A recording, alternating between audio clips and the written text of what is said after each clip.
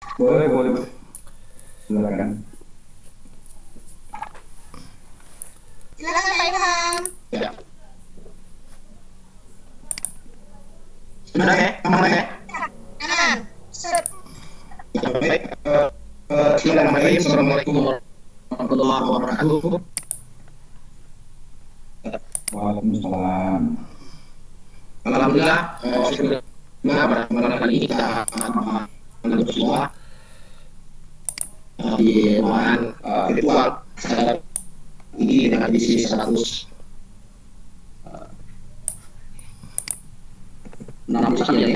ya, 161. Mudah-mudahan beberapa jam depan ini kita akan mendapatkan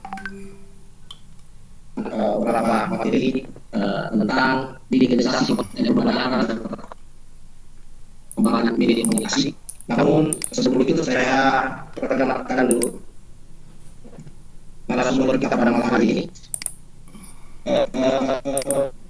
Nama beliau adalah Badi Novila SPD MTB, lahir pada tanggal 17 Juli 1984. Beliau selain berprofesi sebagai guru, biasanya sebagai multimedia, juga sebagai asesor kompetisi dengan perkembangan dan beliau juga sering terlibat dalam diklat dan workshop di bidang pembelajaran dan merancang media pembelajaran sebagai pembicara atau fasilitator. Kemudian beberapa kali juga mengikuti kegiatan pasif tingkat nasional dan saat ini mendapat kesempatan melanjutkan pendidikan melalui beasiswa Mendikbud tahun 2018 di program fase perjalanan untuk saat dari pandang di pendidikan. Dan alhamdulillah sekarang sudah selesai akhir pada proses penelitian dengan fokus pada pengembangan model pembelajaran di SMK. Dan beliau ada kabar bahwa insya Allah mungkin waktu dekat dia akan mencapai gelar doktornya atau S3-nya di bidang teknologi pendidikan. Pengalaman beliau salah satunya adalah komoditi di tahun 2004 dan 2007 sebagai jurnalis, editor dan kameramen. Kemudian judulnya Jokowi di tahun yang sama 2004 sampai 2007 penyiar video ini dan promosi. Dan sebagai pengajar, sebagai guru mengajar pada yang membiayai Bodi bahkan di SMK Negeri 3 Kota Bengkulu. Itulah proses singkat beliau. Dan Bapak Ibu setelah main kita pada malam hari ini, nantinya setelah beliau memaparkan materi untuk anak sesi bertanya, ada dua cara. Pertama dengan pasien bisa melirik dan tangan, dan yang kedua bisa melalui chat. Baik, Bapak Ibu sekalian yang sudah bergabung dan pada malam hari ini kita memanfaatkan waktu yang ada kepada Pak Rudi Novila SPD MTB dengan hormat disilakan. Silakan Rudi.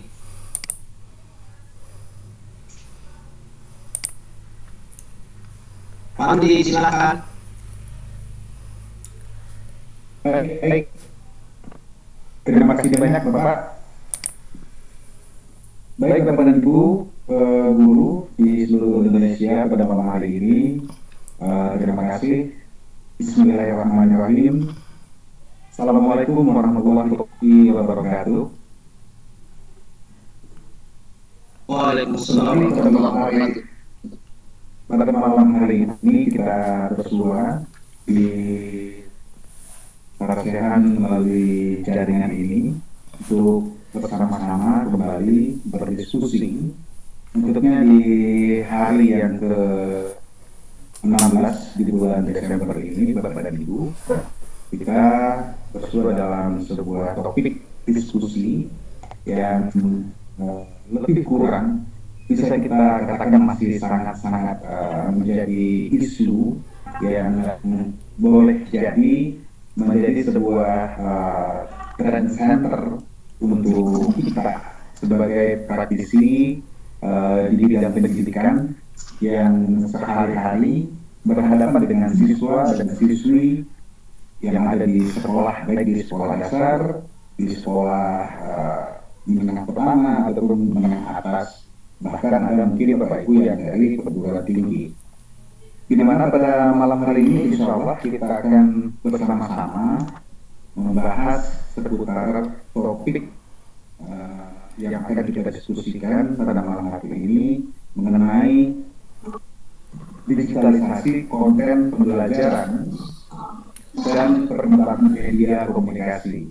Nah, mohon izin Bapak dan Ibu saya untuk men-share slide PowerPoint saya.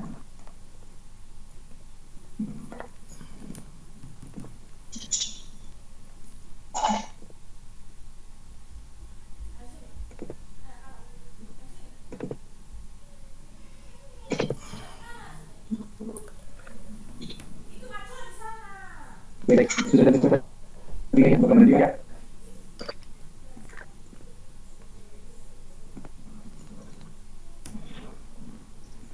Sudah muncul di desktop atau Ya, boleh. baik. Baik, terima kasih. Kita lanjutkan. Kita akan berbicara mengenai digitalisasi konten dan pembelajaran dan perkembangan media komunikasi. Nah, ini sebetulnya sudah menjadi sebuah aktivitas yang barangkali Bapak dan Ibu yang ada pada malam hari ini sudah banyak yang sering menggunakan platform yang termasuk dalam kategori digital seperti itu, yang digunakan dalam kesehariannya sebagai proses untuk transformasi materi pembelajaran. Nah, akan tetapi pada malam hari ini Bapak dan Ibu, kita akan sedikit mencoba untuk berdiskusi sama-sama terkait dengan bagaimana sebetulnya proses sebuah digitalisasi komponen atau isi atau materi atau apa yang akan disampaikan kepada siswa dan siswi di sekolah. Begitu juga pilihan media yang tepat untuk menyampaikan pesan, berkomunikasi, kemudian juga bagaimana kita mempelajari materi-materi terkait dengan pembelajaran kita. Nah, sebelum berbicara pada Ibu, kita dapat melihat sebuah hasil karya dari seorang guru SMK yang ini betul waktu minggu lalu saya ikut bersama-sama 9 teman lain menilai video pembelajaran lomba bahasa Inggris 1000 video pembelajaran yang diadakan oleh Direktorat SMK. Dan bersama pada malam hari ini kita saksikan bersama-sama. Nah, ini adalah sebuah proses digitalisasi yang dilakukan oleh salah seorang teman-teman kita yang ada di Lampung.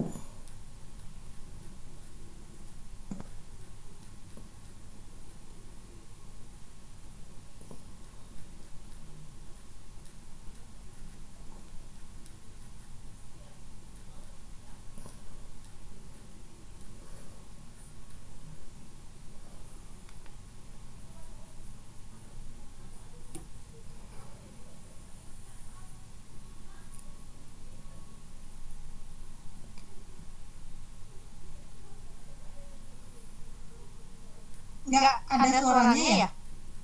Emang nggak ada suaranya? Iya, nggak bersuara. Aku dia emang nggak ada suaranya ya? Ada sebentar lagi.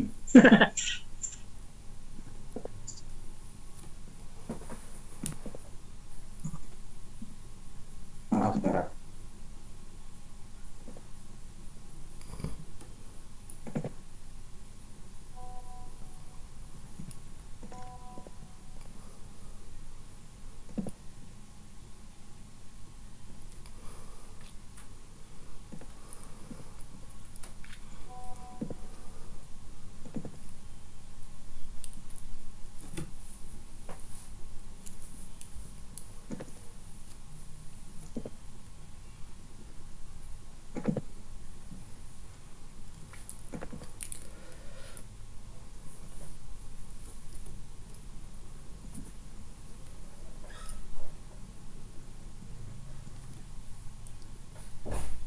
Atau Pak Rudi kalau itu dari video aslinya sih, kalau dari PPT takutnya memang nggak nyala, itu di stop sharing dulu, terus Pak Rudi ke share ke ini ya, ke multimedia atau ke file ya, atau ke aplikasi ya. Kenapa? Itu kan videonya di PPT ya. Iya. Coba Bentar, Bapak ke share yang di atas itu, terus kan ada pilihan, ada file, ada aplikasi, ada itu, mungkin videonya bukanya sendiri, jangan dari PPT-nya. Khawatirnya memang nggak ini. bentar.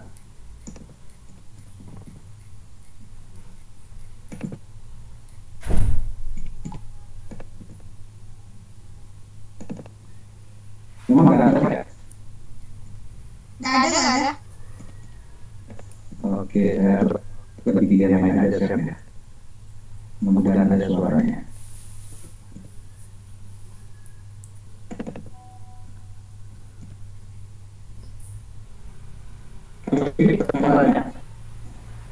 Lagi share konten. Nah ini nih, Ya, tetap nggak ada suaranya ya Pak? Tetap nggak ada suaranya. jadi ya. Nggak apa-apa deh, nanti videonya linknya aja dibagiin mungkin. Atau mungkin ini ya. Ya.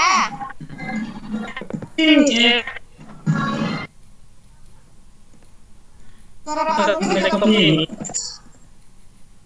itu laptop canggih itu. Cuma di Webex-nya kayaknya Iya, sebenarnya. Makanya mungkin kalau ada linknya mungkin kalau ada teman yang ini bagikan itu untuk sudut video. ada di link YouTube nggak Pak Rudi? Ya mungkin teteh bagikan ke siapa yang Dari YouTube-nya nggak? Ada. Dibagikan di sini. Dibagi. Ini kedengeran kami. Ini bagus nih. Ya, ada.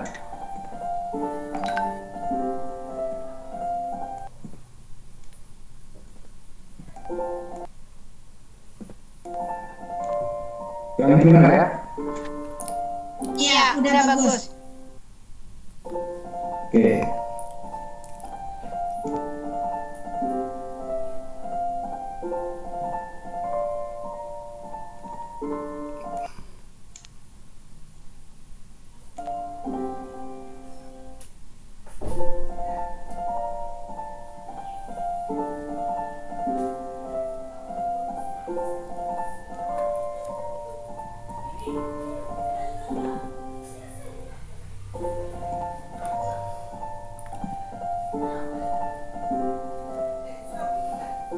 Assalamualaikum. Halo, nama saya Sulu Senjong. Saya adalah guru kompetensi dan media di SMK Negeri Malang.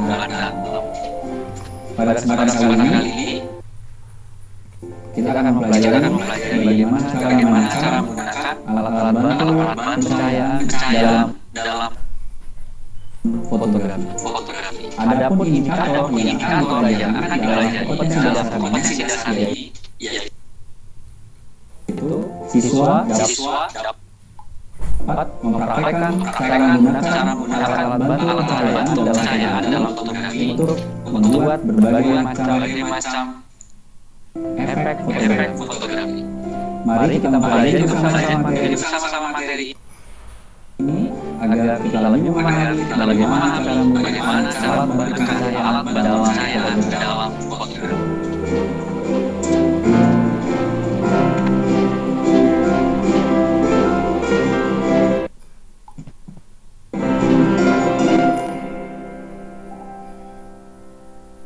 Yang pertama, saya akan menggunakan lampu main light dengan sumber cahaya yang lebih besar.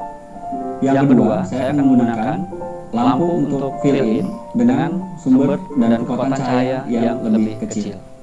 Berikutnya, yang ada di bagian belakang saya ini adalah lampu untuk background light, dan satu lampu yang ada di sebelah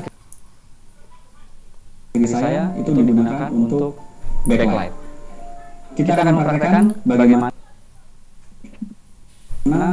perbedaan setiap kita menggunakan lampu-lampu yang tadi.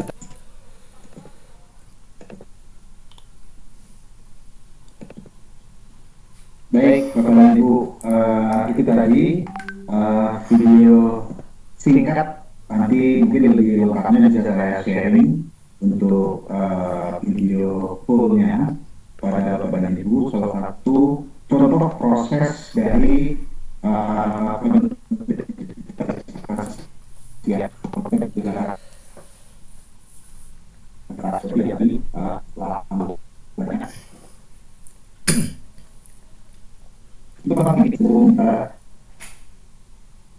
masuk kepada fokus komponen pembelajaran dan perkembangan media komunikasinya. Istilah teknologi informasi sebetulnya bukan sebuah istilah yang baru, bahkan sudah ada secara lama, seperti yang ditangkap oleh namanya Eric Dixon pada tahun 1987 yang mengatakan bahwa teknologi informasi dan komunikasi itu adalah sebagai kebutuhan dasar manusia untuk mengambil, kemudian memindahkan, mengolah, dan memproses informasi itu sendiri.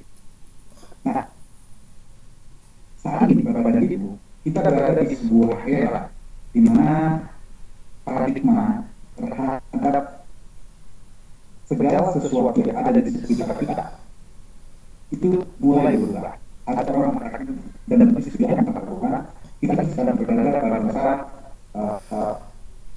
globalisasi masyarakat skala besar, yakni dari masyarakat yang offline menuju masyarakat atau beberapa pemahaman menjadi masyarakat online seperti itu. Sebagai sebuah hasil produk dari teknologi informasi dan komunikasi kita mengenal namanya televisi, kemudian ada namanya radio, kemudian ada yang istilah media digital, dan kemudian internet. Nah, yang mana konten itu mewujudkan dirinya dalam berbagai bentuk platform, ada yang disebut web konten, kemudian ada yang disebut video, kemudian ada yang media sosial, dan lain-lainnya.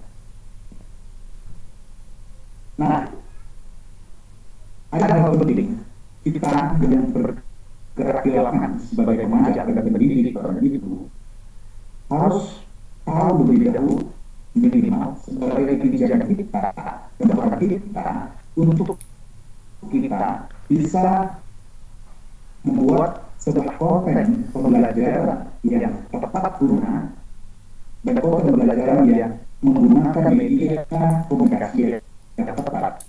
Kita coba lihat hasil penelitian dari sebuah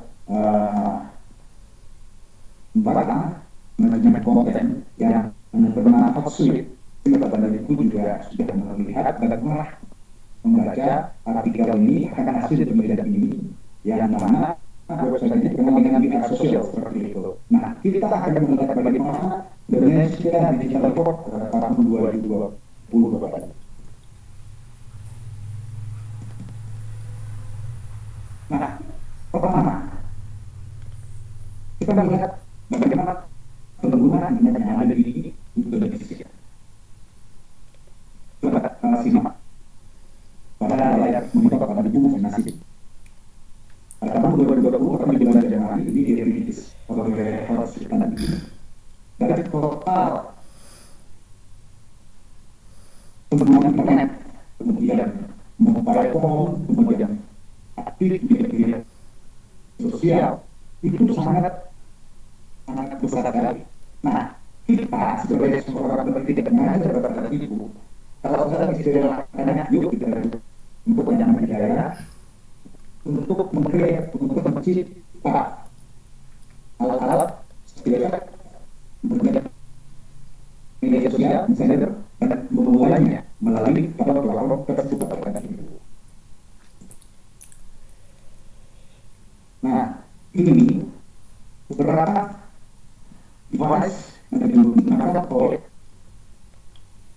person.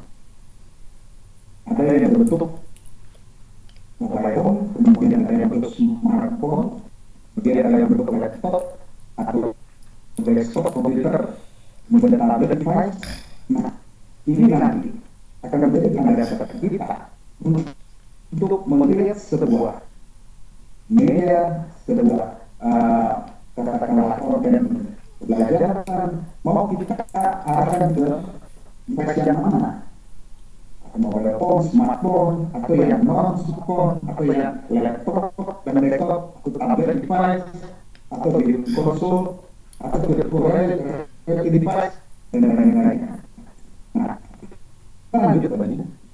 Kemudian kita lihat kecenderungan orang Indonesia menggunakan internet satu hari. Ternyata sangat tinggi. Ada itu hampir ya 8 jam satu hari ini. Apa saja yang dilakukan? Pertama itu untuk menggunakan sosial media. Kemudian menonton televisi, mendengarkan musik, baik via streaming, kemudian dapat menggunakan game sosial untuk menggunakan kurang 1 jam 23 menit. Ini menjadi salah satu dasar kita dalam itu memilih misalnya sebuah platform pembelajaran atau katakanlah digitalisasi ke platform mana sebuah pembelajaran itu. Nah, kita bisa jadikan sebuah dasar kita agar kita tidak salah syarat dalam nanti mendiskusikan komponen yang sudah kita create tadi. Sekali lagi yang dirilis oleh kasus ini adalah komponen aktivis. Nah, untuk penggunaan komponen aktivis ini adalah kita melihat mana platform yang paling banyak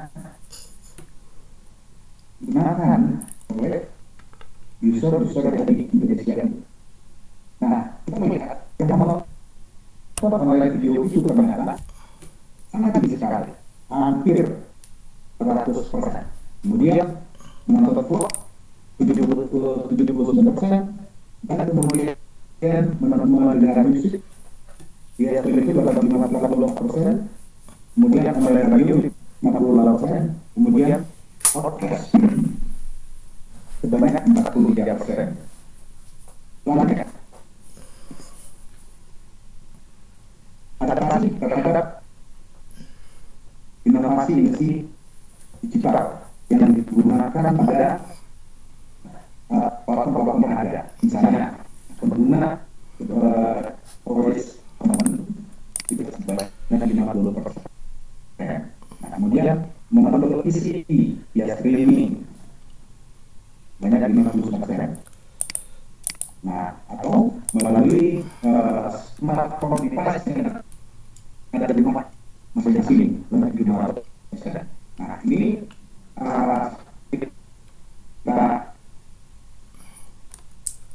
tadi adalah hasil sebuah rilis dari sebuah website Kementerian Komunikasi di mana dalam ada sangat berikut untuk melihat apa yang kita lakukan, kemudian bagaimana tidak akan memikir dan ke media apa mana yang akan kita lebih cenderung untuk menggilirannya. Untuk itu, kita ini sebagai guru juga sudah dikenal sebagai seorang konten kreator kepada ibu. Nah, kemudian di dalam konten kreator itu sendiri adalah mengistilahkan sebagai pembuat materi, kemudian disebarkan atau didistribusikan. Dan ini juga akan saya sampaikan di dalam sebuah webinar seni itu pertunjukan nasional yang ada di kampus.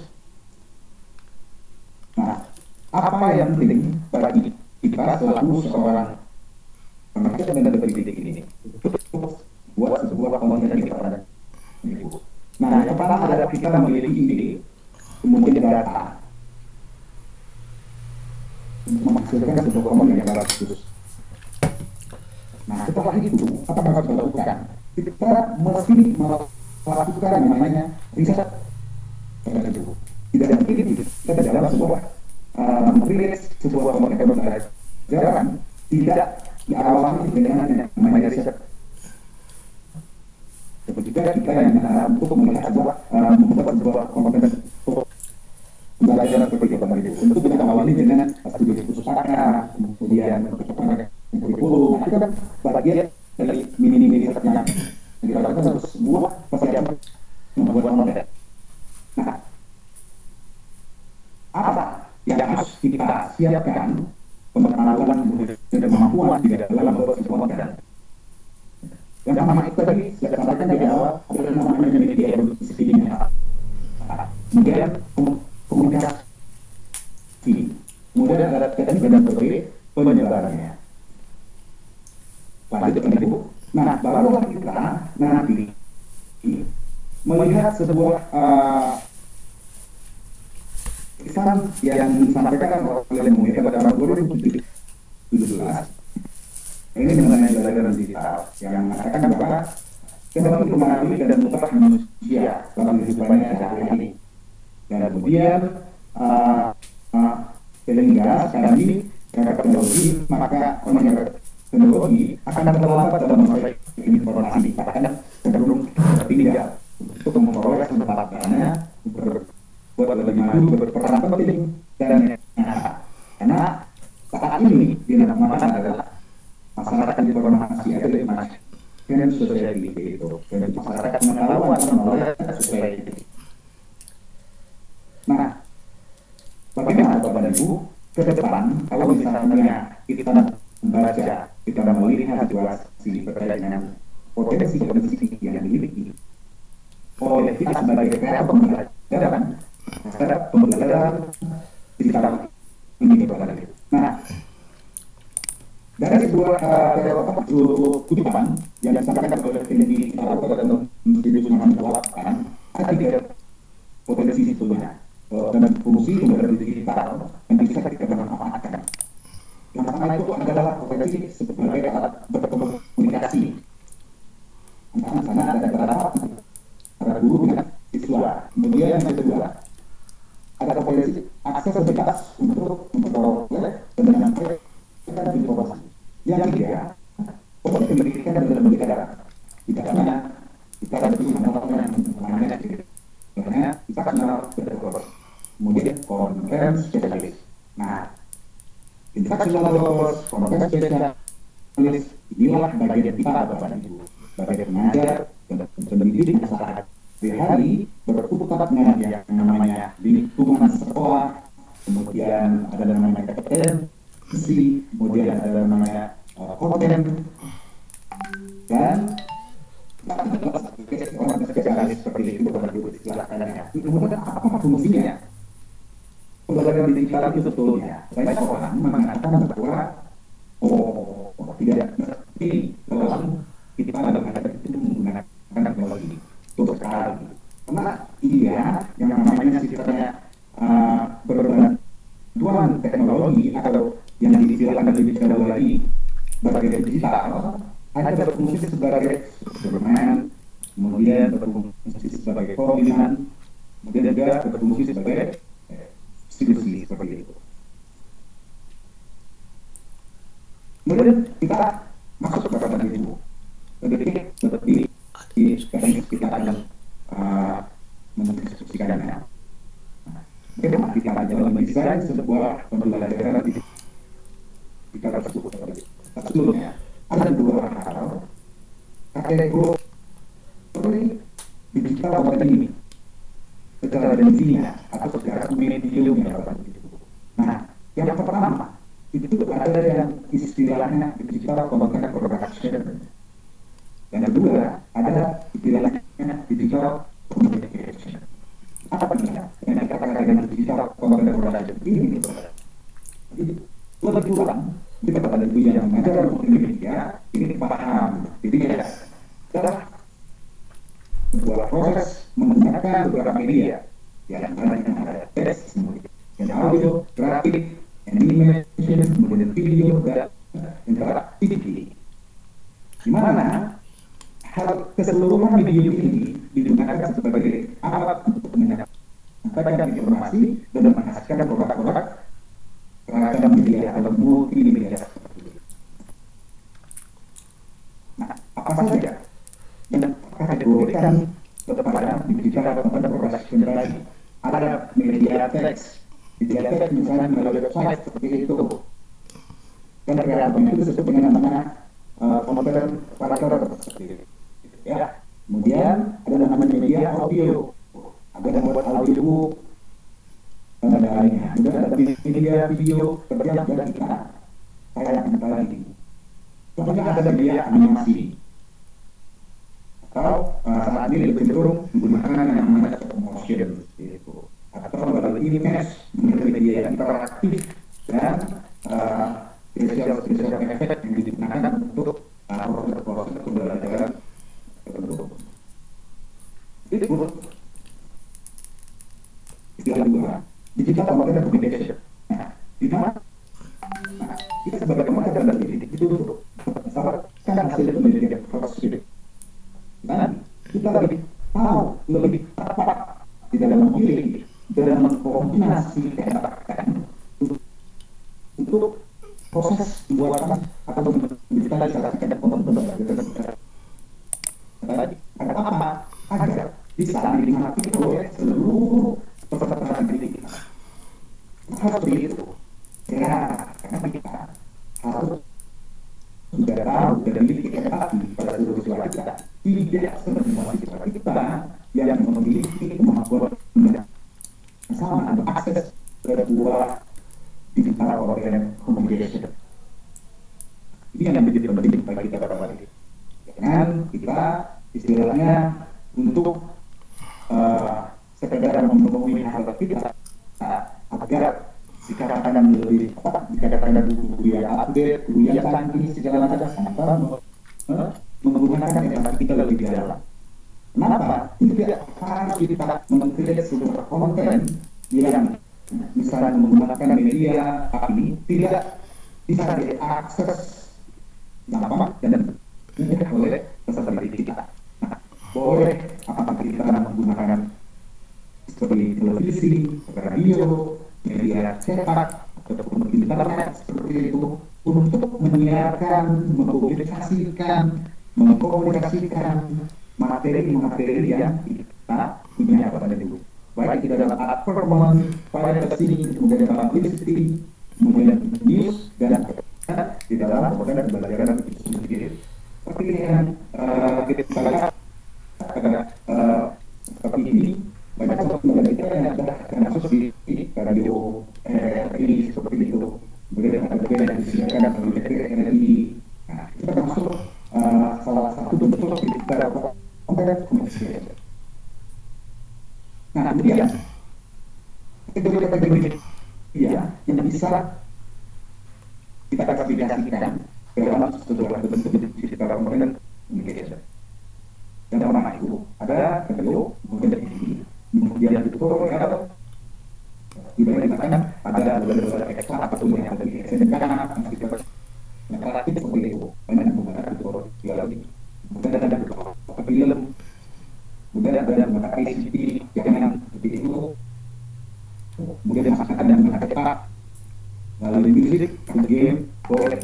Nah, itu salah satu bentuk beberapa kategori media yang digunakan di dalam digital content communication. Nah, ini beberapa bentuk. Salah satu bentuk desain mungkin yang bisa kita ambil contohnya. Kenapa? Dari sebuah penciptaan atau digitalisasi yang pembelajaran, hal yang terpenting adalah perencanaannya. Bagaimana desain itu adalah seorang pendidik dan pengajar. Di sinilah letak kompetensinya sebetulnya. Bagaimana dia membuat seorang guru atau seorang dosen itu di dalam mendesain sebuah media, baik bentuknya digital, ya, yang diwujudkan dalam bentuk perencanaan seperti itu. Nah, kenapa ini digunakan adalah untuk membantu kita sebagai guidance kita di dalam eksekusi pembuatan konten. Nah, secara teknis kita akan lihat bahwa ini betul kalau misalnya saya memilih di awal sebuah media audiovisual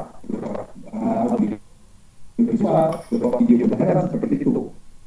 Nah, kita juga tahu menempatkan visualnya apa dulu yang kita lihat. Kemudian audionya apa, kemudian musiknya apa, durasinya bagaimana, kemudian apa adegannya.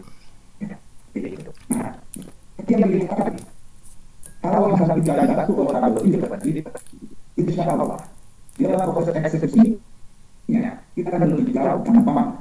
Kita sudah tahu, oh hari ini saya akan membuat visualnya, misalnya visual opening ini akan mulai dengan misalnya sekolah dari kejauhan seperti itu dengan video sosoknya adalah sosok seperti itu ya. Kemudian alat videonya jadi generasi misalnya karena di SD kan di video itu membungkuk kira-kira seperti itu. Kemudian menggunakan musik instrumen dengan durasinya 30 detik. Nah, kenapa di dalam sebuah tayangan audio visual durasinya jangan ya sampai hanya 5 menit, 4 menit dalam satu adegan satu frame seperti itu, karena itu menghindari kejenuhan. Yang kita berikan adalah informasi yang sifatnya informatif melalui visual. Nah, ini yang menjadi pokoknya pada itu. Setelah tadi kita desain, kita coret di dalam kertas atau rapi lebih baik seperti itu. Nah, inilah yang akan kita lakukan prosesnya atau siklus-siklus yang akan kita gunakan. Yang pertama ada namanya istilah creative production seperti itu. Saya termasuk dalam creative production tadi, ya masyarakat lagi, kemudian memilih pemain. Ini kalau saya asumsikan daripada produksi video model ya itu, kemudian alat yang dipakai, kemudian secara saja yang berlebihan, dan apa saja aset-aset yang akan kita pakai kalau misalnya kita membuat animasi, stop motion, dan lain sebagainya seperti itu. Kemudian itu juga ada namanya production. Production itu tentu adalah proses eksekusi atau melakukan shooting. Kalau di dalam video itu melakukan proses perekaman suara. Kalau tidak membuat interaktif, misalnya dengan di awal tadi sudah membuat chart atau membuat membuat skema atau bagian menu, kemudian baru memproduksi sebuah aplikasi yang sedikit flash atau animat dan sebagainya. Adalah proses pembuatan, proses mengkreasi seperti itu. Kemudian lalu kita pada akhir dari sebuah siklus produksi ini, produksi digital modern, ada namanya post production. Nah, post production ini kalau misalnya kita perkenalkan kepada video lagi. Jadi termasuk di dalamnya post production ini adalah bagaimana proses editing, kemudian bagaimana proses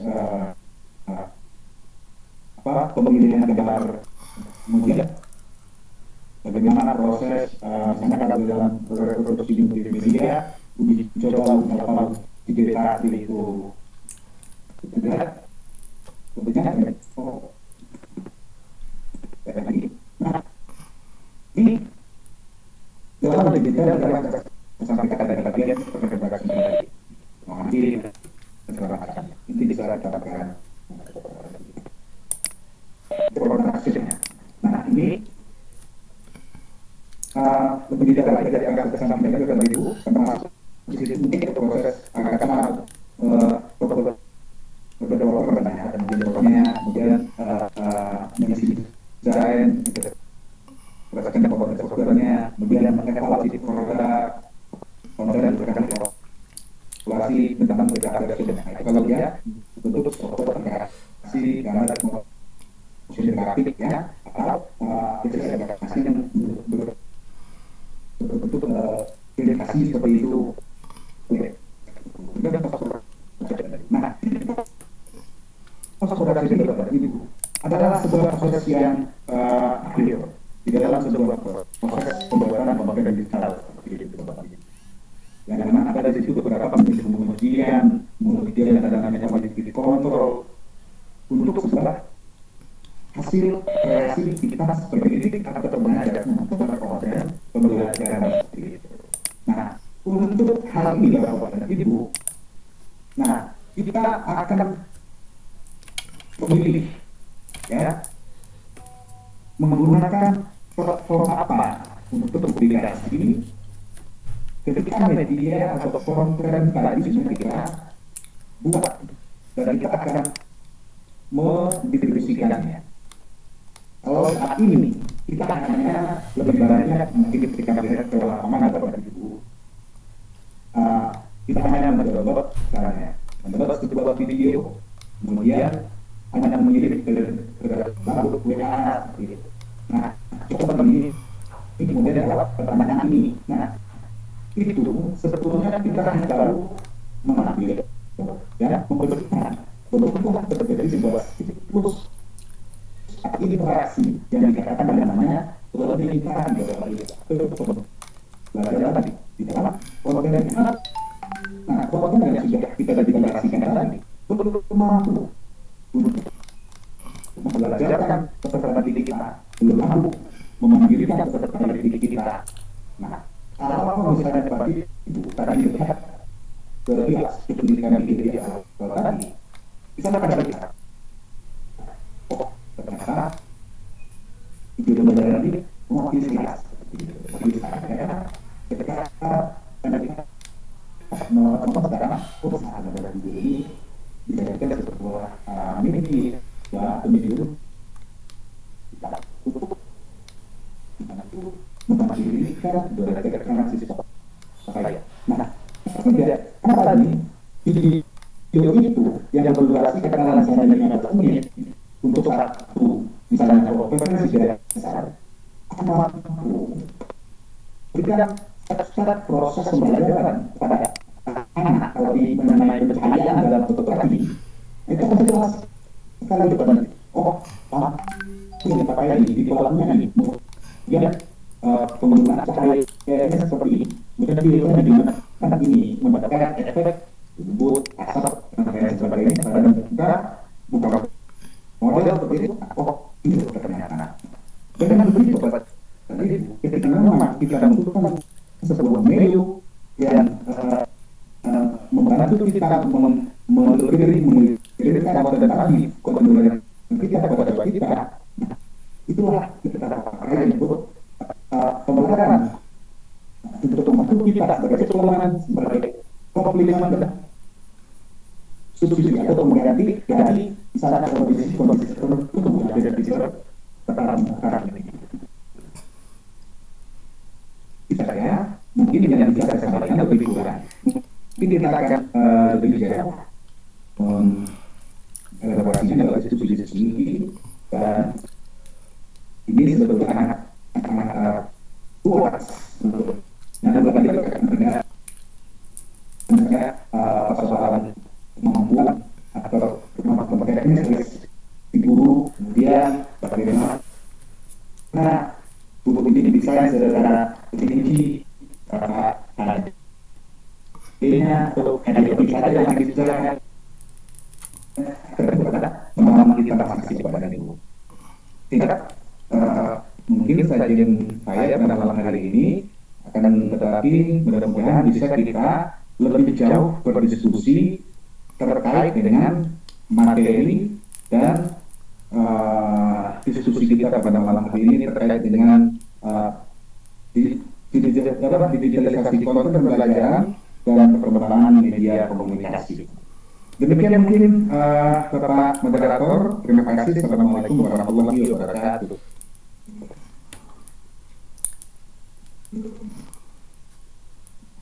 Waalaikumsalam warahmatullahi wabarakatuh.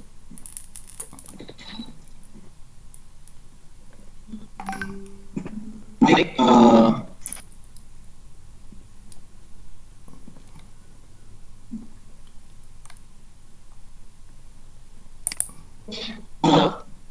halo.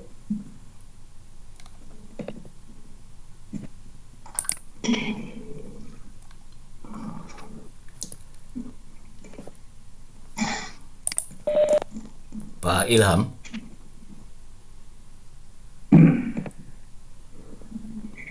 Halo Teh.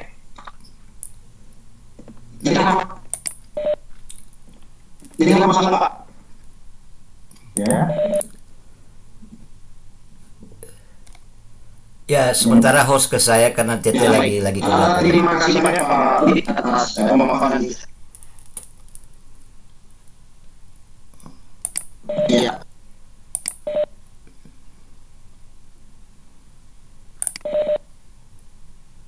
Pak Ilham silakan Pak.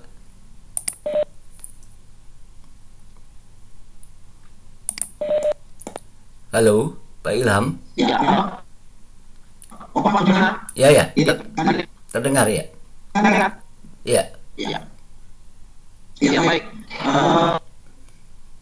Makasih banyak Pak Didi atas materi yang sudah dipaparkan pada malam ini. Tentunya dengan tema yang ini cukup menarik dan menantang buat kita semua bagi peserta yang bergabung pada malam hari ini. Sehingga nanti kita akan mencoba membuka sesi tanya jawab seperti apa yang dilihatkan oleh Pak Budi pada tanya jawab ini akan kembali materi yang disampaikan. Baik, Bapak Ibu peserta pada ini malam hari ini berbagai ada yang ditanyakan, silakan. Ya, jika ingin bertanya silakan menggunakan iPhone atau menggunakan untuk chat yang sudah disediakan pada aplikasi. Silakan Bapak Ibu.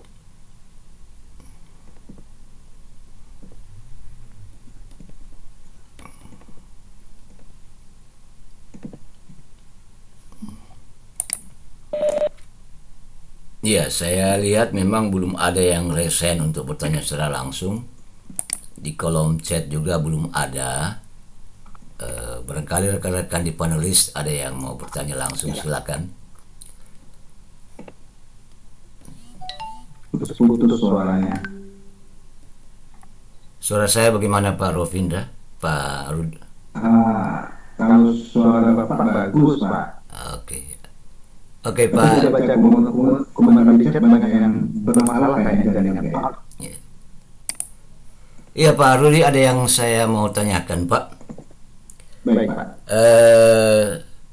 Pemakaian media komunikasi IT pada pembelajaran ini, apakah memang adakah data hasil penelitian yang memang cukup valid yang memberikan maksudnya gambaran atau memberikan hasil memang kita para guru sebaiknya mempergunakan IT media pembelajaran seperti yang Bapak jelaskan tadi dalam pemaparan agar hasil pembelajaran atau output itu memang meningkat. Apakah memang ada penelitian data-data empiris valid untuk ini? Terima kasih. Ya. Baik, terima kasih Pak Adrian ya. Ya, Pak Adrianus ya. Baik, terima kasih Pak Adrian pertanyaannya. Iya.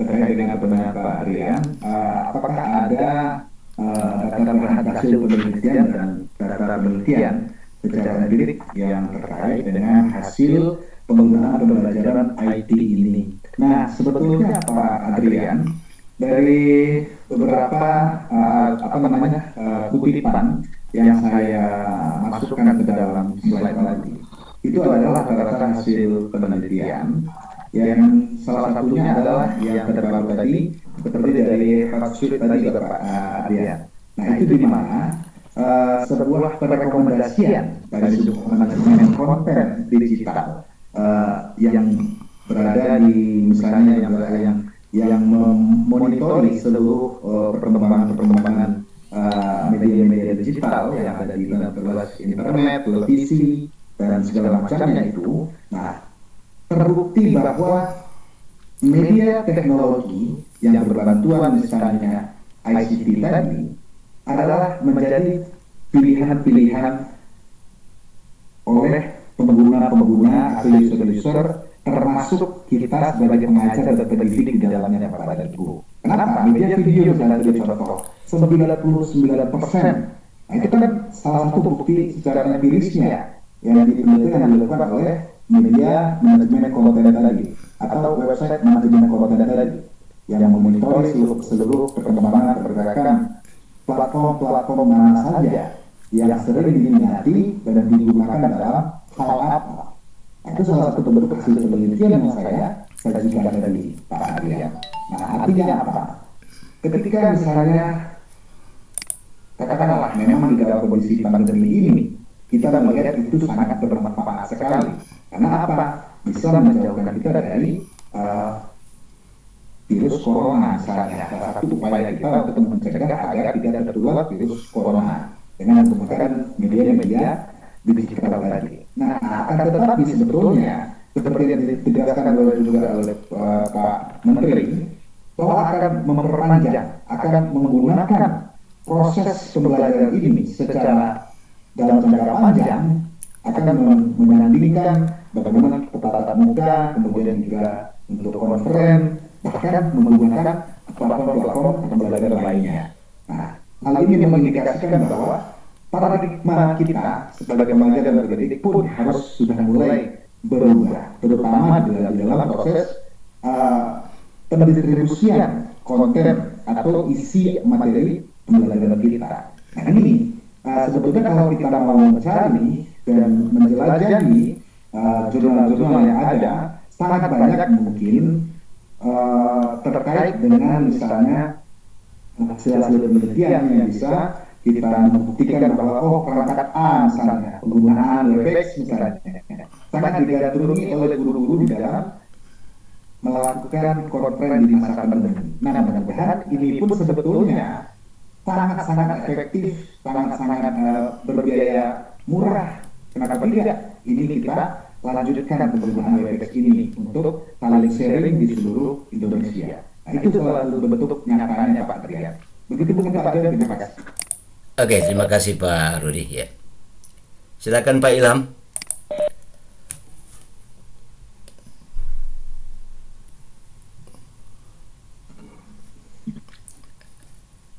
Ya, baik. Ada yang angkat tangan itu Pak Punguwanto.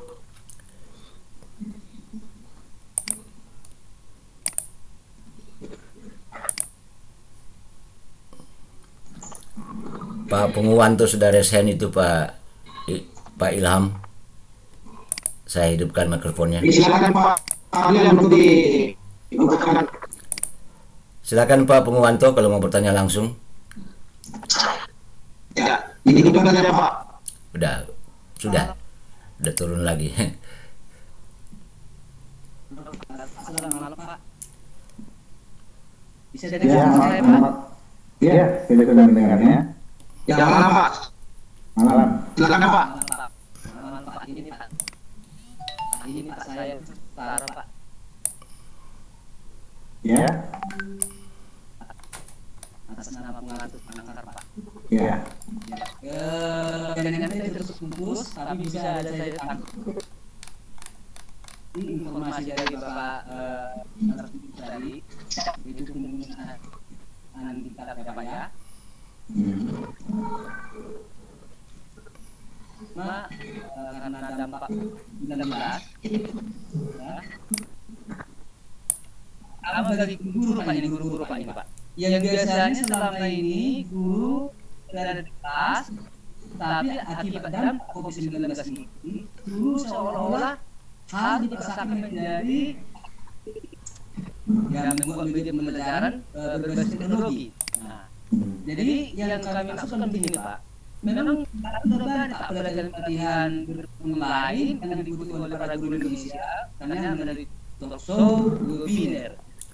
Saya yakin Pak, jadi kemungkinan guru itu yang mampu menguasai media teknologi pembelajaran yang disampaikan oleh narasumber pada talk show atau webinar dan sebagainya. Jadi yang kami inginkan Pak, alangkah bagusnya Pak, sebenarnya pelatihan langsung dilakukan terhadap guru-guru sehingga guru-guru itu mampu yang namanya menguasai digital teknologi itu Pak. Ini kita katakan Pak, daerah atau lapangan Pak.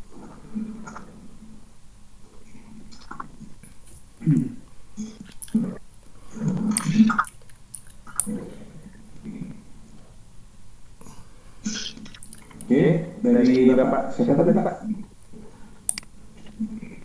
Pak Punguwanto Pak. Iya, Punguwanto. Berada di mana Pak Punguwanto? Ya baik, mungkin saya langsung saja jawab pertanyaan Pak Punguwanto tadi terkait bagaimana aksesibilitas guru-guru yang ada di daerah agar bisa mampu menguasai atau bisa mendesain sebuah media digital untuk digunakan sebagai pembuat konten pembelajaran seperti itu. Nah, sebetulnya saat ini mungkin kita banyak pilihan sebetulnya Pak Punguwanto untuk di dalam meng-create sebuah media digital tadi. Nah, kalau misalnya labelnya kalau misalnya digital, tentu dia menggunakan perangkat-perangkat yang bersifat digital seperti itu. Nah, akan tetapi perangkat digital ini Pak Punguwanto tidak menjadi satu-satunya alat untuk kita sebagai penyampai pesan dan untuk berkomunikasi dengan siswa kita dalam menyampaikan materi. Jangan sampai kita berpikir seperti itu.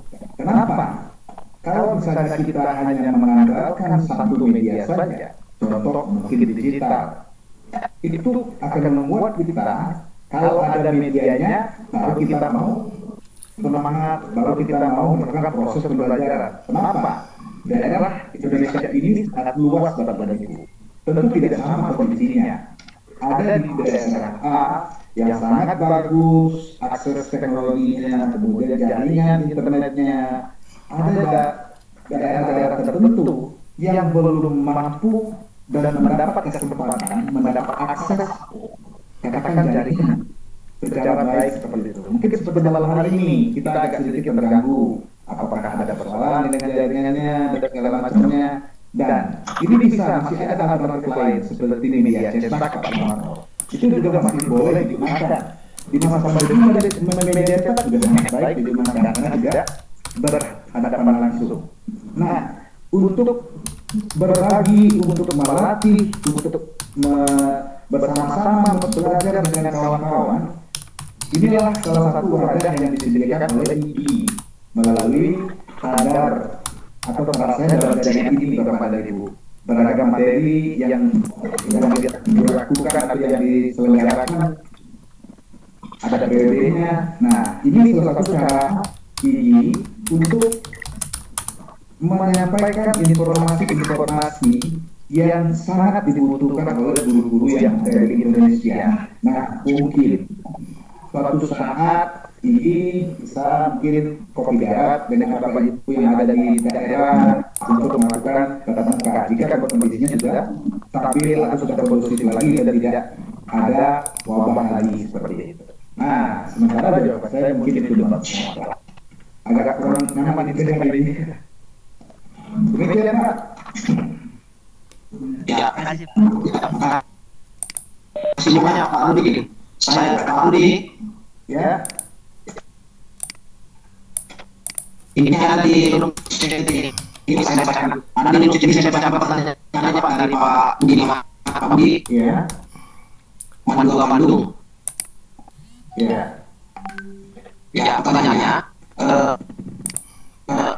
kaitannya dengan konten kreator aplikasi Android atau di laptop asalnya yang bisa dimanfaatkan untuk membuat konten tersebut.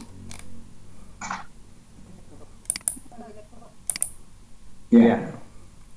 Baik, terima kasih Pak Budi dari Madura Bandung.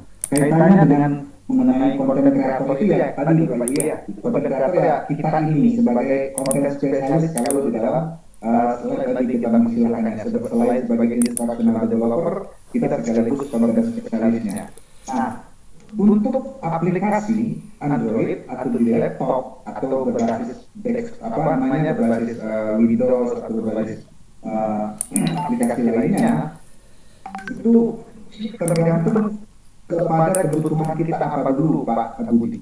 Kalau misalnya kecenderungan misalnya ya, kalau sekarang tentu gadget merupakan sudah menjadi misalnya di daerah tertentu sebuah bukan hal tabu lagi seperti itu, bahkan menjadi kalau tidak pemanfaatan apa yang dimiliki anak, apa yang media yang terdekat dengan anak, yang dimiliki perangkat atau device yang dimiliki anak. Nah ini kita sesuaikan dulu. Kalau misalnya di dalam satu kelas ada 20 siswa kita, tentu semuanya kita lihat dulu apakah punya smartphone atau punya tidak menjadi penggunaan yang tepat kalau kita menggunakan Android karena tidak boleh bawa handphone atau Android ke sekolah.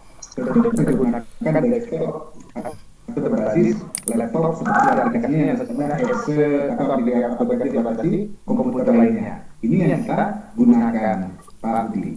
Nah ini adalah cara kita untuk menyesuaikan dengan keadaan kita, kemudian menyesuaikan dengan kompetensi yang kita miliki, pengetahuan yang kita miliki di dalam membuat sebuah media pembelajaran berbasis digital tadi Pak Budi. Sementara itu mungkin jawaban dari saya Pak Budi.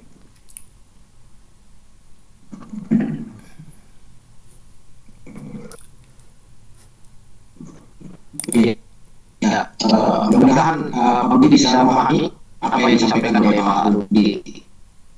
Pak Budi ada lagi di sesi ini, Pak Budi saya pikir pertanyaannya, Pak. Iya, silakan Pak.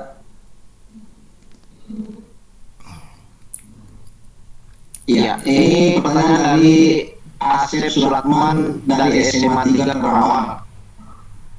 Pertanyaan beliau ingin membuat konten digital berupa video Pak. Jadi pertanyaannya, jika ingin membuat sebuah konten video pembelajaran, selain isi materi, apa yang harus dipersiapkan supaya video yang kita buat itu hasilnya bisa menarik Pak? Pertanyaan dari Bapak Suratman yang ada di SMA 3 Karawang.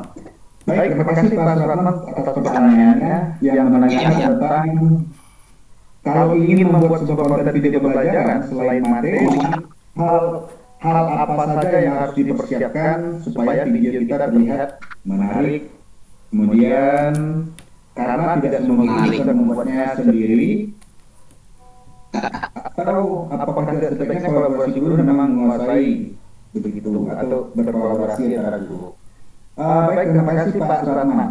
Di dalam pembuatan sebuah konten digital pembelajaran atau yang tadi lebih spesifik Bapak bicarakan adalah video pembelajaran seperti itu, memang tidak mungkin itu dilakukan sendiri. Artinya apa? Kita di dalam bekerja, di dalam memproduksi sebuah konten pembelajaran berupa video. Nah, ini tentu banyak hal yang harus kita siapkan. Yang pertama adalah jelas itu, yang pertama itu adalah kita sudah punya ide apa yang akan kita buat misalnya. Kedua, kita sudah siap dengan desain atau naskah atau skenario-nya seperti itu. Nah, kemudian kita sudah siap dengan alat, ya, peralatan seperti kamera, kemudian audio, kemudian kita kalau misalnya ada talent yang kita gunakan di dalam video pembelajaran itu, kita siapkan talentnya, kemudian naskahnya kalau ada dialog. Nah, kemudian apa selain materi mungkin yang kita siapkan? Yang pertama adalah kita harus pandai-pandai menyiapkan captionnya, ya, captionnya atau penulisan teksnya seperti itu. Pemilihan huruf, pemilihan font, pemilihan ukuran, pemilihan posisinya. Nah itu kita harus sesuaikan. Jangan sampai kita membuat video pembelajaran tapi hurufnya tidak terbaca atau hurufnya tidak simetris atau tidak eye catching seperti itu ya, istilah orang sekarang, tidak kelihatan, tidak menarik seperti itu. Mungkin hurufnya lebih besar ukuran hurufnya daripada orangnya, kira-kira seperti itu. Nah, ini hal-hal kecil yang dianggap remeh tapi mempengaruhi secara visual kepada video kita. Nah, kemudian ada lagi namanya special effect misalnya Pak. Ini juga membuat video lebih menarik kalau kita menggunakan efek khusus misalnya. Kemudian ada hal yang membuat video itu lebih menarik lagi. Ya, adalah peralatannya. Agar peralatannya mungkin bisa kita gunakan dari menengah ke atas seperti itu. Nah, ini kenapa? Ya, tergantung dengan equipment-nya. Kenapa kita penting membicarakan equipment? Karena bicarakan kalau equipment-nya bagus, tentu pertanyaan juga jauh lebih bagus.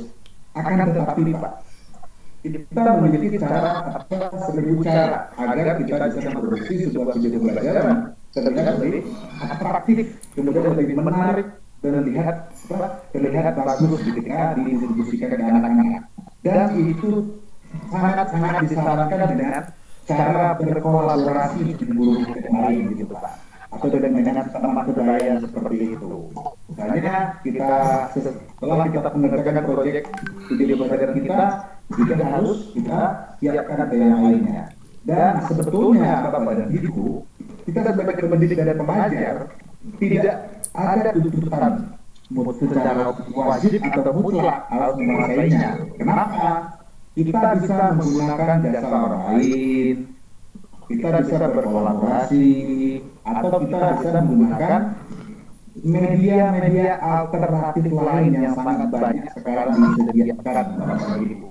Ya, video misalnya kalau kita tidak bisa meng-create sendiri, bisa kita ambil, kemudian kita kombinasikan dengan gambar yang kita punya misalnya. Misalnya kita tinggal hanya merekam kita berdialog di depan kamera atau dengan cara sendiri di depan kamera. Berikut mana kita pakai contoh video berikut ini. Kita bisa ambil dari video yang sudah misalnya free atau non copyright yang disediakan oleh YouTube atau video.com atau sebagainya, sumber yang kita gunakan sebagai sumber belajar untuk siswa kita. Itu namanya sumber belajar lagi seperti itu. Nah, mungkin itu seperti itu Pak, Saudara untuk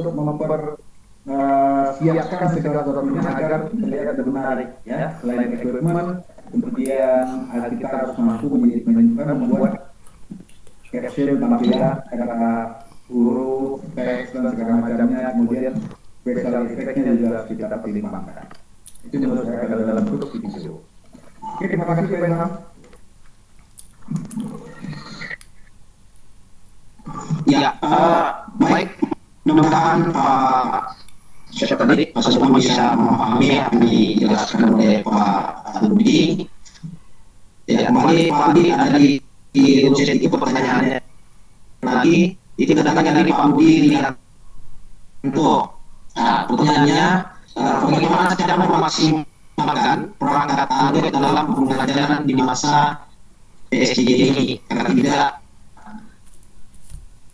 kita tidak bisa memantau kegiatan siswa dalam proses belajar PSBB, Pak. Ini Pak dari Pak Dianto.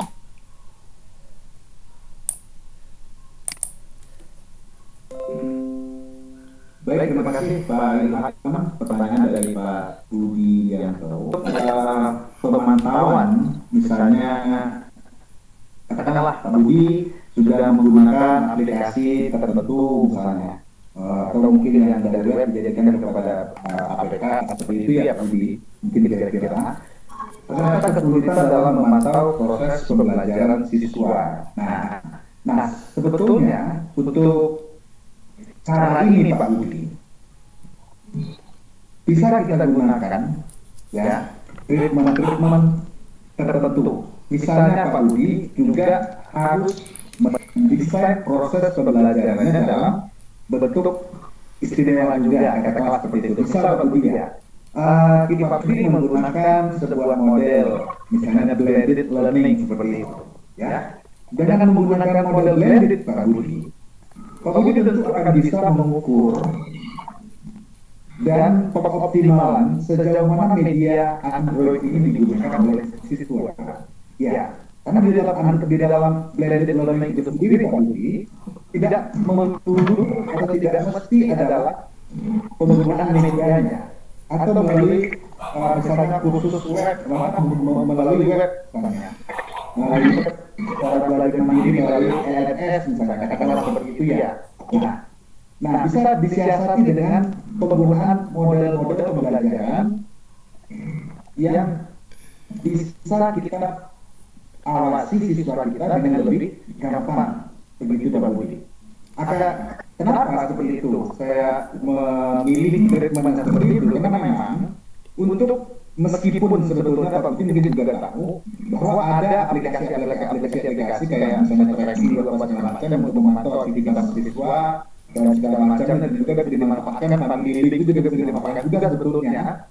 Nah, akan tetapi kita kan misalnya tidak bisa semua siswa itu menerima akses kita kalau untuk lebih jauh melihat aktivitas mereka dengan smartphone mereka. Nah, cara yang paling mungkin kita lakukan adalah dengan mencari model pembelajaran yang kira-kira bisa mengawasi pergerakan siswa dalam penggunaan headphone-nya. Kemudian juga mendesain sebuah situasi belajar atau lingkungan belajarnya dengan katakanlah kita menggunakan handphone untuk mencari untuk searching materi saja. Setelah itu gunakan misalnya yang berbasis offline seperti itu. Nah, itu kan ada jeda-jeda dan siswa tidak mesti menggunakan handphone menggunakan waktu panjang, maka kita bisa mengawasinya. Nah, untuk itu sebetulnya kita sebagai pendidik dan pengajar harus juga mampu menciptakan sebuah model pembelajaran, memilih sebuah model pembelajaran yang tepat kita gunakan dalam rangka memaksimalkan, mengoptimalkan yang namanya fungsi pengawasan terhadap anak-anak tadi. Nah, kalau misalnya seperti itu sudah terlaksana, wah, sangat ideal sekali kita di dalam melakukan sebuah proses pembelajaran. Medianya sudah ada yang bisa membelajarkan, kemudian model yang dipakai juga sudah sangat baik, sudah tepat, sesuai dengan sintaksisnya. Nah, ini tentu menjadi sebuah situasi yang enak, situasi yang nyaman, dan situasi prosesnya itu, siklusnya itu akan terasa sekali kalau memang ideal seperti itu kondisinya. Nah, akan tetapi tidak semua yang bisa menciptakan kondisi seperti itu. Kenapa? Karena untuk seperti pengawasan tadi, tentu itu harus dipikirkan ada medianya, kemudian modelnya, kemudian juga fasilitasnya, dan kemudian juga waktunya. Nah, makanya sebetulnya kalau misalnya pembelajaran yang bersifat praktik dengan adanya teaching, nah itu merupakan sebuah alternatif untuk memantau dan mengoptimalkan proses pembelajaran di dalam kelas secara klasikal. Mungkin seperti itu Pak Budi. Terima kasih Pak Ilham. Iya, terima kasih Pak Budi. Ya. Konten video untuk pembelajaran anak usia dini sebaiknya ditunjukkan kepada anak ataukah petunjuk untuk orang tua, mengingat kadang-kadang belum bisa memahami apa isi video itu. Ya.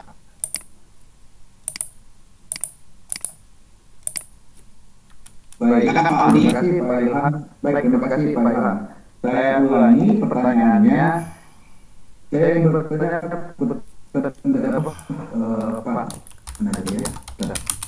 konten video untuk pembelajaran anak usia dini. Baik, terima kasih Pak Ratomi Baisa yang menanyakan terkait dengan konten video untuk pembelajaran anak usia dini sebaiknya ditujukan kepada anak-anak ataukah petunjuk untuk orang tua, mengingat kadang anak belum bisa memahami apa isi video. Oke, Pak Tommy mungkin beraktivitas sebagai guru pendidikan usia dini mungkin ya, mudah-mudahan seperti itu ya harapan saya. Kenapa? Untuk pembelajaran anak usia dini memang ritmenya agak khusus seperti itu ya. Terlebih pemilihan media untuk pembelajaran anak usia dini. Kenapa saya katakan begitu? Ada pendidik kalau membuat video sendiri atau melalui animasi ya Pak Tommy, itu adalah jangan ditujukan kepada, kalau ini kita tujukan kepada anaknya. Kenapa? Yang belajar itu adalah siswanya, anaknya. Untuk pemahaman video, kita sebagai pendidik dan pengajar bisa memasuki alam anak itu sendiri. Oke teman-teman, makanya bahasa guru di PAUD itu adalah halo teman-teman, bukan anak-anak seperti itu ya. Halo teman-teman, selamat pagi. Hari ini kita akan belajar mengenai cara mencuci tangan dengan baik dan benar. Kalau itu berupa video, kalau pandai mereka untuk meniru. Kenapa? Dalam pembelajaran anak usia dini itu adalah mereka itu dibelajarkan, dibimbing, ditunjukkan, diajari, bahkan didampingi seperti itu. Nah, adanya apa? Video yang kita buat tetap untuk anak dengan petunjuk tertentu, dengan bahasa tertentu, tentu bahasa yang dekat dengan mereka, dengan dunia mereka. Artinya tidak ada untuk saat ini, zaman ini mungkin ya. Anak-anak kita sangat cepat adaptasi dengan perangkat-perangkat teknologi. Bahkan tanpa diajarkan, anak-anak sekarang sudah bisa dengan sendirinya mengoperasikan yang namanya gadget atau smartphone. Nah, jadi kita tidak usah terlalu mengkhawatirkan anak tidak paham dan segala macam. Akan tetapi yang perlu adalah kita menstimulasinya, kita memberikannya misalnya daya.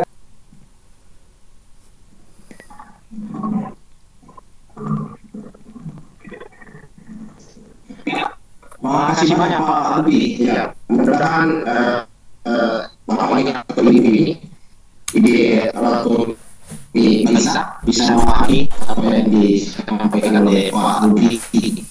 Ya, ada lagi di Rujak ini, tapi saya langgahi dulu ya Pak Albi ya, karena artinya pertanyaannya tidak relevan dengan materi kita pada malam hari ini. Nanti sebentar kita kembali lihat apakah saya waktu bisa menjawab. Saya ke Ibu Aulia SPB. Ya, izin bertanya ini Pak Arudi.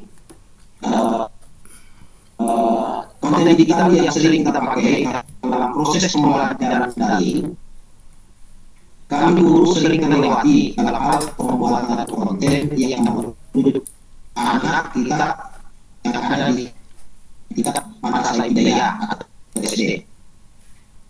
Kita sering lupa mendudukkan anak kita. Jadi bagaimana cara kita memilih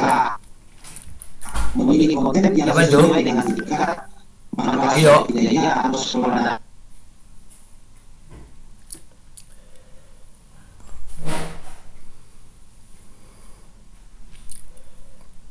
Halo, suaranya hilang Pak. Ya, sudah Pak, ya Pak. Oke, sudah Pak Ilham, ya sudah.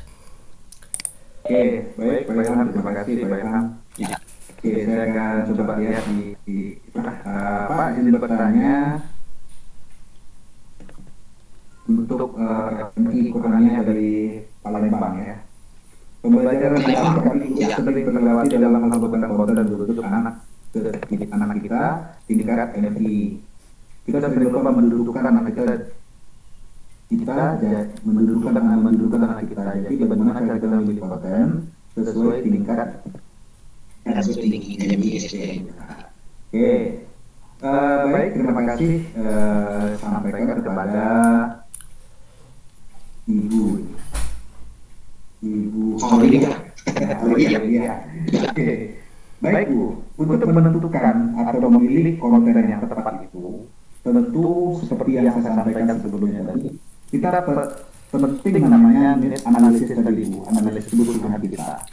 Ya, yang pertama adalah analisis kebutuhan yang saya maksud yaitu mungkin terkait dengan karakteristik yang pertama dulu kita lihat dulu. Nah, apa karakter? Kita lihat indikatornya, karakter untuk anak pendidikan dasar misalnya atau NI seperti itu, madrasah ibtidaiyah. Beda tentunya perlakuannya ketika pendidikan dasar yang ada di sekolah umum dengan yang ada di madrasah ibtidaiyah. Beda di mana? Persoalan nilai-nilainya. Kalau ibtidaiyah itu dia sudah ada kita lurus kepada spesifikasi nilai tertentu seperti itu ya. Nah, tentu ini tidak bisa sembarangan kita pilih kontennya, ya. Kenapa? Harus sesuai nilainya. Nilai apa yang mau kita tanamkan? Misal, ini contoh misalnya video berwudhu. Bagaimana ada kita berwudhu sebagai seorang muslim untuk melakukan wudhu sebelum melaksanakan sholat seperti itu. Nah, ya. Nah, kalau wudhu mungkin videonya masih bisa sangat mudah memilihnya. Kenapa? Duduk segmentasinya khusus seperti itu, ya. Nah, ketika misalnya pembelajarannya PPKN, ya, PPKN misalnya, tentu mengenai ada akhlak dan segala macamnya. Nah, ini adalah kita sesuaikan mungkin ya. Terkait misalnya kalau MI, berarti kita sudah ada level tertentu ya. Tetapi bagaimana akhlak seorang wanita muslimah, apa yang dipakainya tentu sudah ada mencirikan, sudah ada identitasnya seperti itu. Tentu videonya kita pakai pun adalah video yang tertutup seperti itu. Nah, begitu cara kita memilihnya. Itu cara kita memijak konten-konten yang kita gunakan sesuai dengan segmentasi kita atau sekolah kita di mana, seperti itu. Tidak mungkin misalnya kalau misalnya NI yang masih usianya di pendidikan tertentu, kita NI kemudian menggunakan video-video yang misalnya kayak video-video yang kurang pas, kurang bisa diterima dalam agama tertentu seperti itu ya semua agama dan segala macamnya itu tidak sesuai itu dibutuhkan bagi sekolah umum ataupun sekolah khusus seperti itu. Nah, ini adalah bagaimana dari guru, bagaimana kita sebagai guru melakukan melakukan analisisnya, analisis kebutuhannya dulu apa seperti itu. Ya, tentu kita semuanya berujuk kepada guru yang ada, kemudian tuntutan pembelajarannya apa, tujuan pembelajarannya apa, harus melihat secara lebih luasnya ke situ dulu gitu. Barulah secara detail ada analisis, kemudian kebutuhannya dengan materinya sesuai. Nah, barulah kita jatuh pilihannya kepada konten A, B, C, dan D. Begitu Pak Ilham. Terima kasih Ibu Hoya, pertanyaannya dari Palembang. Selamat malam Bu. Iya. Baik, Ibu Hoya, ya, mudah-mudahan apa yang disampaikan Pak Rudi tadi mendapat gambaran untuk bisa mendapatkan nilai penguatan apa yang dimaksud pertanyaan tadi. Baik, ada pertanyaan di bawah itu, sedikit pertanyaan itu sudah terjawab di atas pertanyaan sebelumnya, hanya tingkatan yang berbeda. Kalau kami pada tingkatan SD, sekarang ada tingkat anak SMP. Pertanyaannya itu, bagaimana link membuat video supaya menarik untuk siswa SMP? Nanti pas pertanyaan kita ada pertanyaan yang menarik di bawah Pak. Jadi dari Ibu Nur Aini, Assalamualaikum warahmatullahi wabarakatuh. Masa pandemi COVID sebenarnya adalah masa kita semua untuk harus menguasai AI dalam pengaplikasian pembelajaran untuk kendala karena kebanyakan orang tua siswa lebih aktif dibandingkan dengan siswa tidak. Seperti halnya dalam mengerjakan tugas, anak-anak lebih banyak main. Untuk kualitas jelas tidak ada. Tolong solusinya untuk depan bagaimana menegakkan hal tersebut. Nah, itu Pak. Baik, terima kasih Pak Ilham. Pertanyaan dari Ibu Nuraini ya. Ini sama halnya di waktu ya Bu Nuraini. Sama hal ini waktu itu saya juga mengikuti kegiatan di Grade waktu itu. Nah, persis pertanyaannya seperti ini ya. Bagaimana COVID-19 memaksa kita untuk menggunakan IT dalam pengaplikasian pembelajaran pun terkendala karena kebanyakan orang tua siswa lebih aktif dibandingkan dengan siswa kita. Seperti ada dalam mengerjakan tugas, ada orang tua yang mengerjakan tugas, kemudian anaknya ya sekolah itu kalau orang bilang ya sekolah itu adalah orang tua. Ini sebetulnya banyak pembelajaran baik bagi kita sebagai guru, baik kita sebagai orang tua. Ternyata ketika kita dihadapkan pada posisi seperti guru dengan kondisi anak-anak belajar jarak jauh seperti ini, apa namanya, kebanyakan kita itu adalah karena hanya tidak sabar. Hanya karena tidak sabar, lama sekali ini selesai, kemudian handphone mau dipakai oleh si papa, handphone ini mau dipakai oleh si mama. Persoalannya seperti itu. Nah, kenapa? Karena apa namanya? Ini kalau kita lihat dari satu sisi dulu ya Bapak Ibu, kita lihat dari sisi yang ada di rumah seperti itu. Nah, kita tidak, yang jelas itu adalah kondisi kita yang ada di rumah sebagai orang tua yang pertama tidak siap, kemudian tidak ada rasa percaya kepada anak kita sendiri, kemudian takut kalau anak tidak mampu, kemudian ya selain tadi kita tidak memiliki fasilitas yang memadai atau yang mencukupi seperti itu. Misalnya dalam satu rumah anaknya ada 4, handphonenya cuma 2. Nah, itu kan juga persoalan, karena waktu sekolah sama. Nah, juga bisa jadi masalah seperti itu. Nah, kemudian persoalan yang ada di kita sebagai guru adalah yang pertama kita tidak siap, ya. Kemudian kita tidak pernah mengajar itu, misalnya tidak pernah membuat media sendiri, katakanlah seperti itu. Jadi, ketika kita melihat kondisinya saat ini harus dan kudu dan mampu, ya, mesti untuk membuat media, kemudian mencari media, bahkan ambil sana, ambil sini, kok dikirim saja.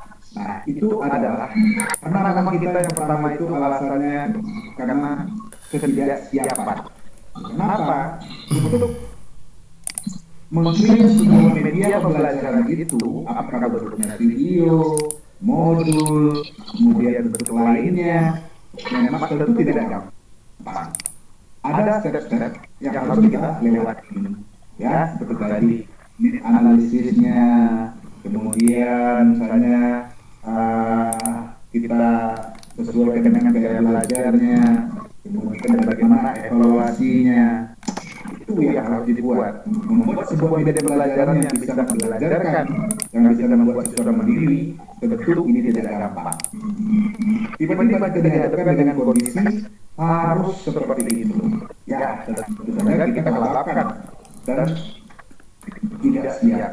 Nah, solusinya adalah Bapak Ibu, dan termasuk saya pribadi, yuk sama-sama saat ini, sekecil apapun dan sejelek apapun, mari kita coba-coba bersama-sama belajar menggunakan perangkat teknologi dan melek dan bisa berliterasi teknologi.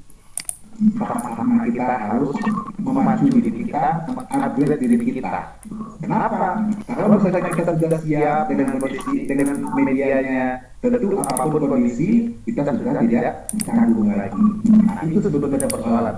Kita sebagai guru, kita sebagai orang tua, sama-sama tidak siap dengan kondisi yang ada. Dan kemudian juga adalah fasilitas, baik di sekolah, baik di rumah.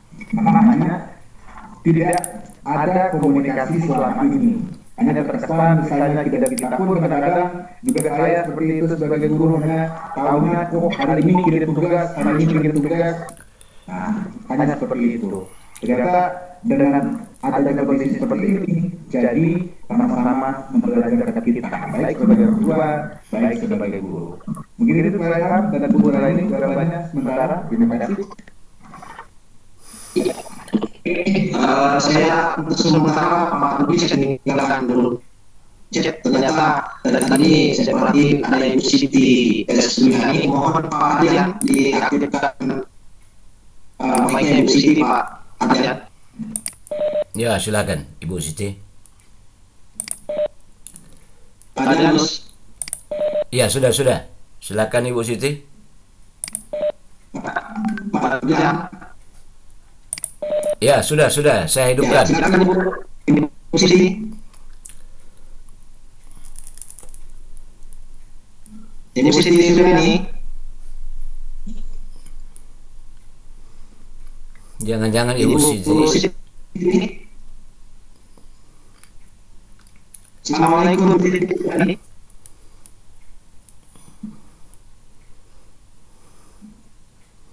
Halo Ibu Siti. Saya khawatir Ibu Siti tidak sadar pengangkat tangannya ini. Masih ada pertanyaan itu di kolom chat sama di privat ke host, ada 3 pertanyaan itu Pak. Nanti saya bacakan barangkali Pak Ilham ya. Karena di privat itu ke host tidak bisa dibaca oleh yang lain. Ya, silakan Pak. Ya. Silakan.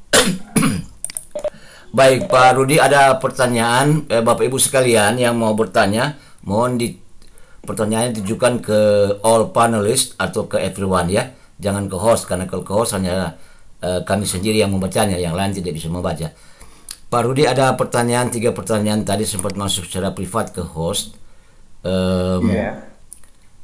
Mana tadi itu ya? Yang pertama, bagaimana kita yang berada di tempat jauh Pak bisa bagaimana penggunaan ITC ini bisa kita tetap gunakan di masa mendatang. Bagaimana kita tetap bisa mempertahankan, mengingat kuota gratis sudah tidak ada lagi. Mohon trik-triknya Pak. Demikian salah satu pertanyaannya Pak Rudi. Oke, baik, terima kasih Pak Adrian. Pertanyaan tadi cukup menarik ya. Kenapa saya bilang menarik? Ya karena memang itu menjadi pertanyaan semua orang. Apakah kondisi ini akan selalu seperti ini? Ya, kondisi tentu insya Allah akan ada perubahannya. Kalau dari wabah tentu kita berharap akan segera pulih. Ya, tapi yang namanya proses pembelajaran menggunakan teknologi ini atau ICT berbasis ICT ini atau lebih spesifiknya konten dan nah itu mungkin ada baiknya kalau misalnya ke depan tetap digunakan, tetap kita berkreasi, berinovasi di dalam memperbaiki kualitas pembelajaran kita, kualitas pengajaran kita sebagai pendidik dan guru.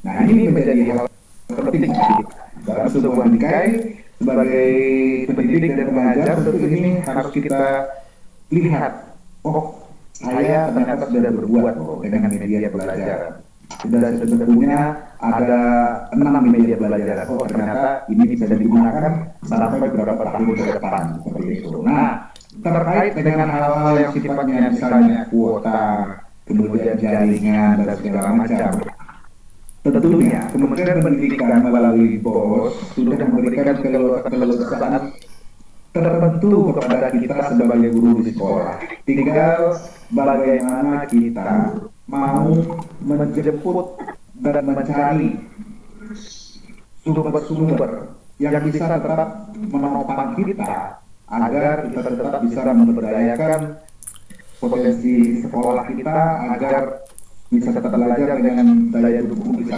jaringan dan segala macam. Nah, melalui organisasi-organisasi yang ada di daerah, sifatnya asosiasi profesi, nah itu bisa kita manfaatkan untuk kita bisa bersinergi dengan swasta, dengan pemerintah daerah, dengan orang tua.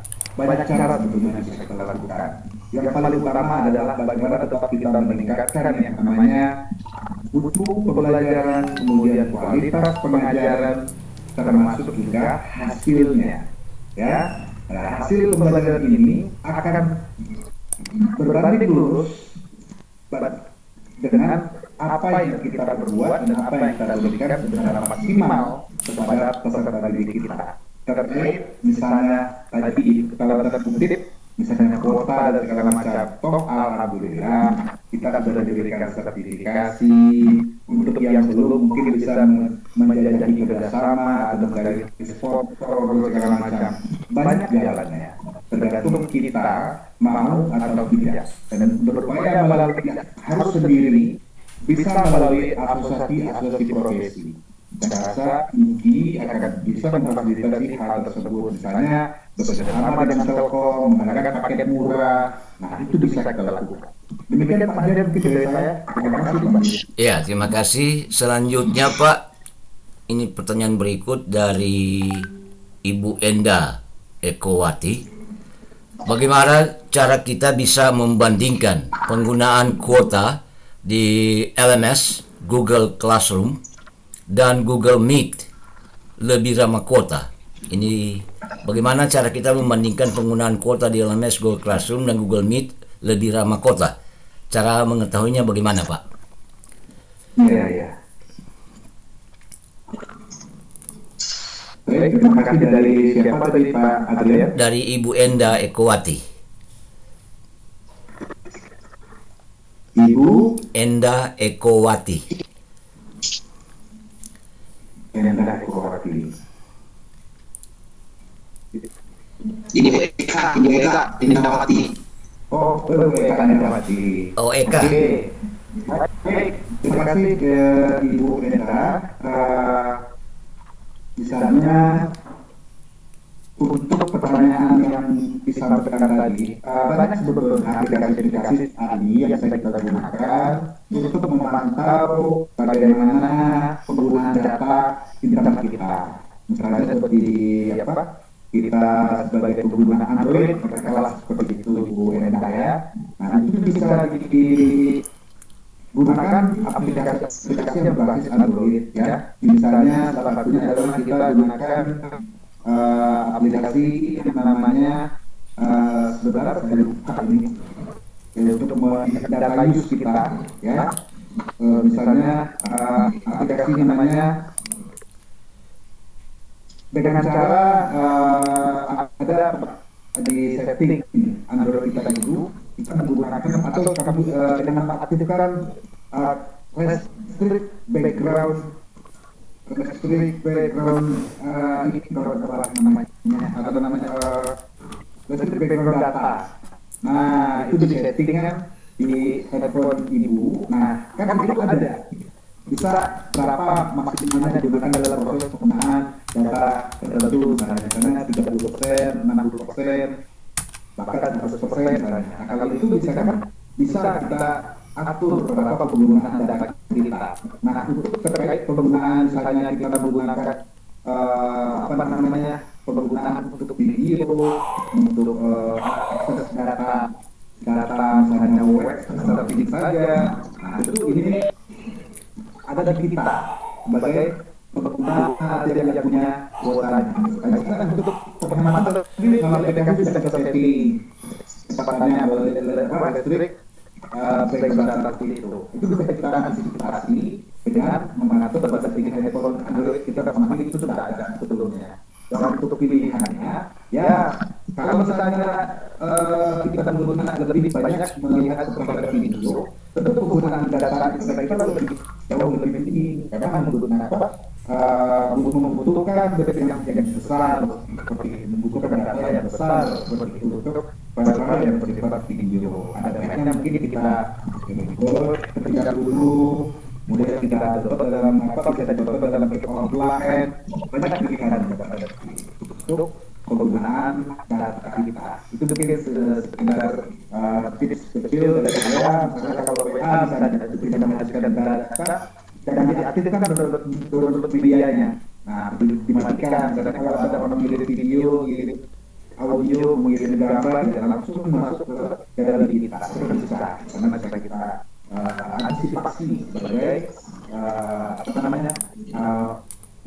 filter kita agar bisa hemat dalam penggunaan kuota atau paket-paket data itu.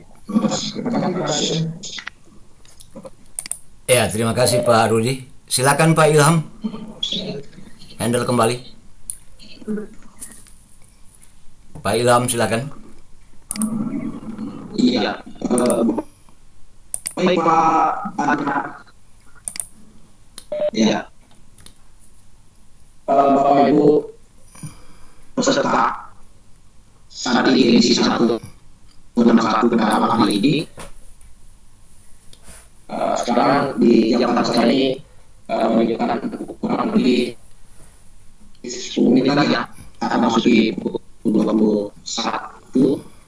Sehingga masih ada beberapa menit ke depan berikan kesempatan kepada Bapak Ibu kiranya masih ada yang dipertanyakan tentang materi yang disampaikan oleh Pak Budi. Silakan. Tapi saya coba kembali lagi ya Pak Jalan ke presiden ini. Ada masyarakat tangan terus Ibu Siti ini. Assalamualaikum Ibu Siti. Ibu Siti lagi. Ibu Siti silakan Bu, kalau ingin bertanya silakan.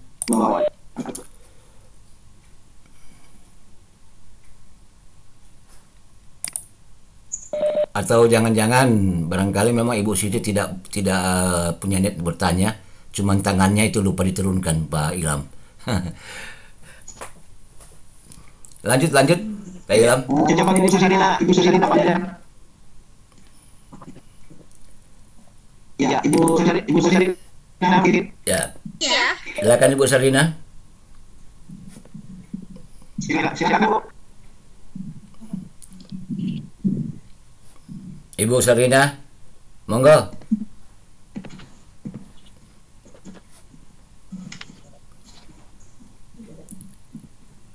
Sudah terdengar tadi suara Ibu, tapi kemudian hilang.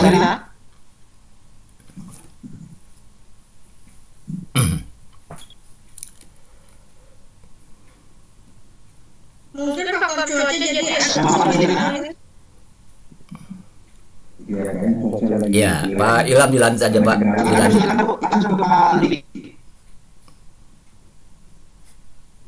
Enggak, sudah turun itu, sudah turun tangannya. Tadi Tete yang ngomong tadi, Pak Ilham. Kita ke Ibu Susanina ada ya, kita ke Pak Igede dulu. Silakan Pak Igede. Ini Ibu Asbida. Nah, ada Pak Adrian.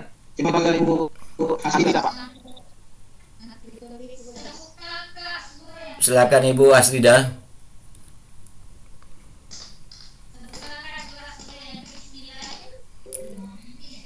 Apa itu Bu? Ibu Asbida. pencet kayaknya. Kepencet nggak sadar ya. Menguji Pak Rudi kan penyanyi. masih ditagih nyanyinya. Yuk kita closing statement aja udah hampir jam 9. Ya, silakan. Silakan Pak Ilham. Silakan demikian sudah tidak ada yang ingin ditanyakan Bapak Ibu yang ada di RUU ini. Saya persilakan kepada Pak Budi untuk sebelum untuk diakhiri pertemuan kita pada hari ini. Silakan Pak Budi. Baik, terima kasih saya ucapkan kepada Pak Ilham dan juga Pak Lis dan juga tim Anadaligi yang malam hari ini telah memberikan kesempatan kepada saya. Alhamdulillah mungkin ini sudah kesekian kalinya bisa berbagi bersama teman-teman ini dan sekaligus juga untuk proses belajar buat diri saya sendiri seperti itu. Dan mudah-mudahan kita akan selalu bersama-sama terus memperbaiki kualitas diri dan tentu dengan berproses sebaik-baiknya, baik sebagai profesi sebagai guru atau sebagai manusia. Akan tetapi di dalam era digital ini atau era informasi sekarang ini, ilmu pengetahuan dan teknologi itu berkembang dengan pesat kepada guru. Nah, tentu perkembangan ini sangat memiliki dampak yang terbuka dengan tersebarnya informasi. Nah, untuk itu, mari kita jangan sampai menjadi orang yang gagap akan teknologi dan terlambat menguasai itu mungkin lebih baik daripada tidak mau belajar sama sekali. Mari kita sama belajar, tetap bersemangat. Terima kasih. Assalamualaikum warahmatullahi wabarakatuh. Waalaikumsalam warahmatullahi wabarakatuh. Silakan Pak Ilham. Ini terima kasih banyak atas proses komentarnya, tentunya dengan materi jadi pada malam ini sangat membuat kami penasaran dengan waktu yang ada di sini. Yang sangat yang kami pelajari. Insya Allah nanti kedepannya Pak Abdi jangan bosan-bosan ketika nanti dari kasar. Nah, ini ingin saling berbagi lagi, kami sangat mengharapkan. Kalau bosan nanti. Terima kasih banyak. Sama-sama Pak. Terima